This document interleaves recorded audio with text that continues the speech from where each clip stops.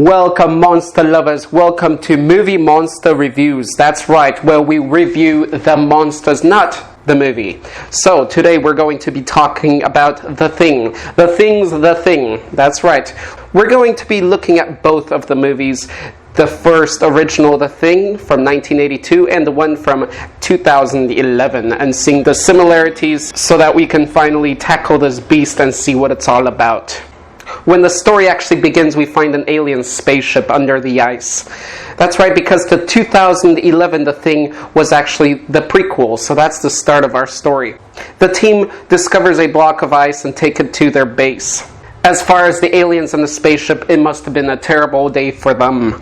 When the monster first makes its presence, it bursts through the ice. That's right, it burst through the ice. To me, it didn't make complete sense since it was frozen there for a long time and it still had layers of ice above it. How was it aware that it was being undug and discovered and polished? Well, maybe it was still active, it just couldn't move. But why would it burst out when a man came toward it? Why at that time? That's Hollywood. So I'm not sure, but obviously, this creature has power. Let's go into its physiology and the ability.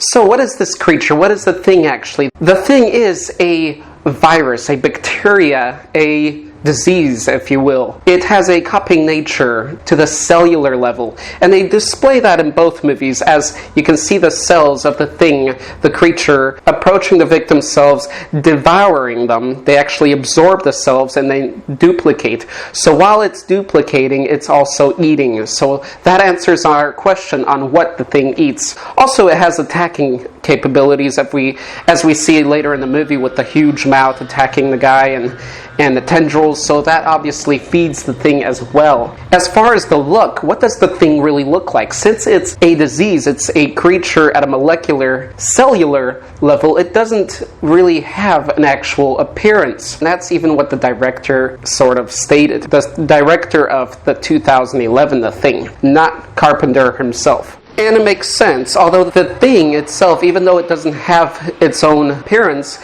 it takes on the appearance of other creatures and beings, but then has the ability to add additional things such as claws, tendrils, all those tentacles, and to break off and create its own legs. So it doesn't have a specific appearance, but it has things and mandibles and limbs that it can create to further serve its purpose of taking over and surviving. Once this parasite takes over the host's body, it does retain its ability to think. For example, it is able to drive, as we can see in the movies. It's able to operate machinery. It is able to talk and communicate and to persuade people and to even share emotional feelings and sympathy. But it can lack some other mental things such as memory. And we see that at the end of the 2011 The Thing as, what's his name? This isn't about humans anyway. This is about the creatures. Forgets where his earring was. Was it on the left? Was it on the right? He forgot. So because of that, she figured out that he was indeed the Thing. He was one of the newly created creatures. So do we ever see an original form, a real form of the Thing? Well, there's some deleted scenes that also give us some other suggestions that are fascinating. And that is in the 1982 version, the movie, we see the Thing growing and expanding, and it's very huge. And of course, it has its tentacles and its claws, and it's giving birth to a dog-looking thing. So what's going to happen? We can presume that that dog will develop into a regular-looking dog and then go and attack others and spread like that. So it's interesting because the Thing doesn't only spread by attacking its victims and change the molecular structure, it can also breed itself and have newborn, possibly human, and dog creatures that look human or as the animal should, and then those can go on and spread and attack other things. This really increases the Thing's power level in my book. Now, how dangerous is it really? Well, there's differences between the two movies and the different directors and the abilities within the movies. Since the second one had more CGI, the first one had more studio-created special effects. And what is clear to a lot of the audience is that in the second The Thing, it is more aggressive. It is more deadly. For example, you can see in the first movie that when it's transforming, you can pretty much stand near it and it's not going to bother you until it's done transforming and doing its thing.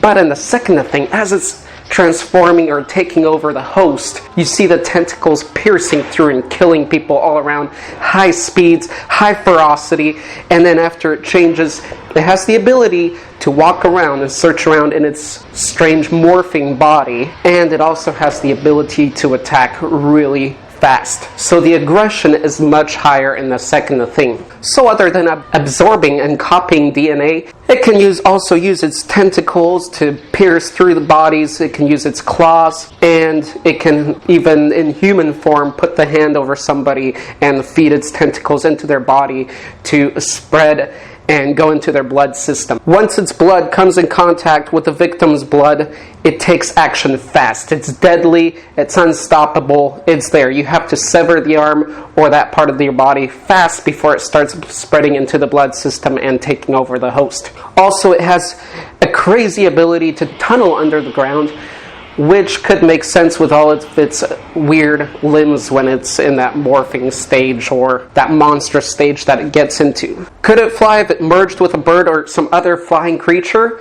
I most definitely think so, and that would be a very, very destructive force out there. Now let's go into the power level. Let's say power level 1 is an ant and 10 is a celestial being in control of time and space. I would place the thing in a wide range depending on what host it attacks. But I would give it from a 7 to an 8 range. Why? Why so high? Because if you have titans, giants, non-magical using giants, and their blood is mixed with this parasite, this disease, then it could clearly take over that creature and become a huge, monstrous, scary thing.